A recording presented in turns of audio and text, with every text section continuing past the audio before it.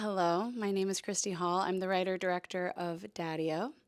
And Daddio is a character-driven chamber piece, basically, in one location, as a passenger gets into a taxi cab and makes her way from JFK Airport all the way to Hell's Kitchen. It's really inspired by New York City. New York City has this incredible collection of really delicious personalities, these colorful characters that only a place like New York City can provide. And, I've lived in New York for over 10 years, and I just kept finding myself in the most profound, lively conversations with complete strangers and people of all walks of life and people that saw the world very differently than I did. But just by engaging in conversation with them, it really convinced me that even a very imperfect stranger can change your life and make you see the world differently. And it's just kind of my love letter to the power of human connection. It happened very organically. I wrote it as a stage play, and I did one reading of that, just like a developmental reading, just to kind of gauge a little bit of audience reaction and stuff. I invited some friends. There were like 30 people there.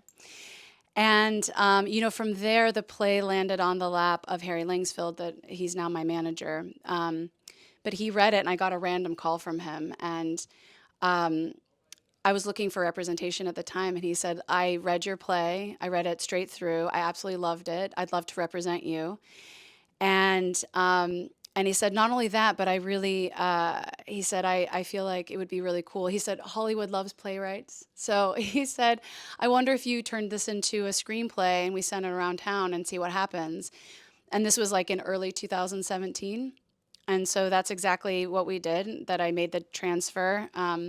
And he's just kind of shared it. And by the end of 2017, it was number 3 on the Blacklist. So that's just kind of how it manifested. The first person who came on board was Emma Tillinger Koskoff. She's an incredible producer. She produced Irishman and The Joker, among others. And so she attached herself. And then the script also landed in the lap of Ro Donnelly and Dakota Johnson. They're producing partners. Their company is called Tea Time. And Dakota said, not only do Ro and I want to produce this, but I want to play the woman in the back.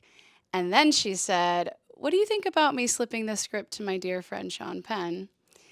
And of course, I was doing backflips. I said we would be so lucky. And they got it to him, and he read right away.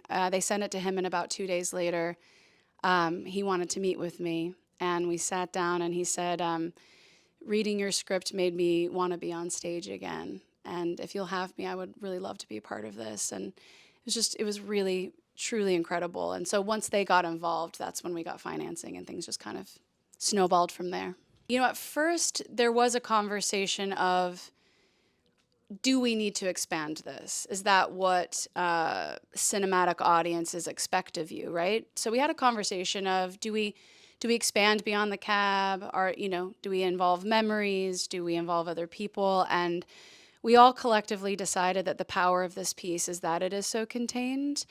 And, I found myself personally really inspired by other pieces set basically in one location. So if you think of like Rear Window or My Dinner with Andre or 12 Angry Men, Shiva Baby that came out a couple years ago is basically almost solely in a brownstone, and The Whale from last year. So they do exist, and I think that uniqueness is what makes them special. So we just decided that we would just be inspired and encouraged by those that have come before us, and that we would just unapologetically keep it in the cab. This story is very much from me. I love that it started out as a play. I myself am, I'm a playwright by trade. Live theater was my first love. I've always wanted to do film and television. But I think because it was a play, I think because it's fully original, and I think because it really embodies so much of the kind of work that I've done, on stage. It just feels like it's very much wholly from me, and it just was so naturally lended itself to being my directorial debut, in terms of like, I think it's just a really clear representation of the kind of very flawed but interesting and lovable characters that I'm interested in, the kind of banter that I like in dialogue, and then I really like to challenge myself. I think it's exciting. Once we did the transfer from live theater into a movie, everyone kept saying, "How are you going to do that?"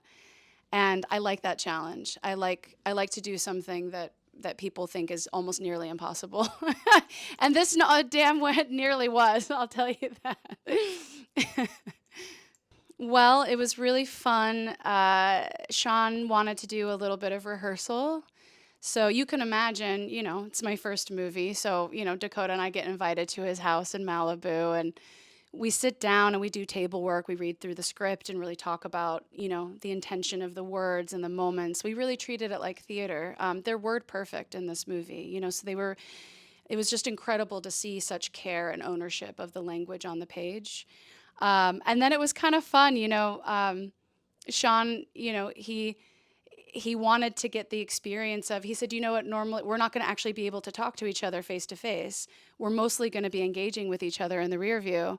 So it was really fun that when we were rehearsing, he sat in a chair in his living room and he put a chair behind him. And then he had this pole. I don't even know what the pole was, but he literally duct taped a big hand mirror on top of the pole.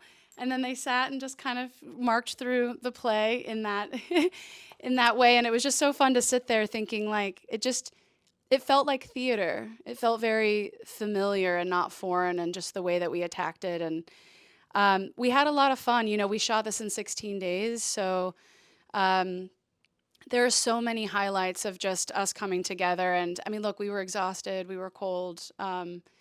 We had to make our days. There wasn't a lot of wiggle room, but I think the highlight was just the full experience of itself. We had to really trust each other. We had to make every take count.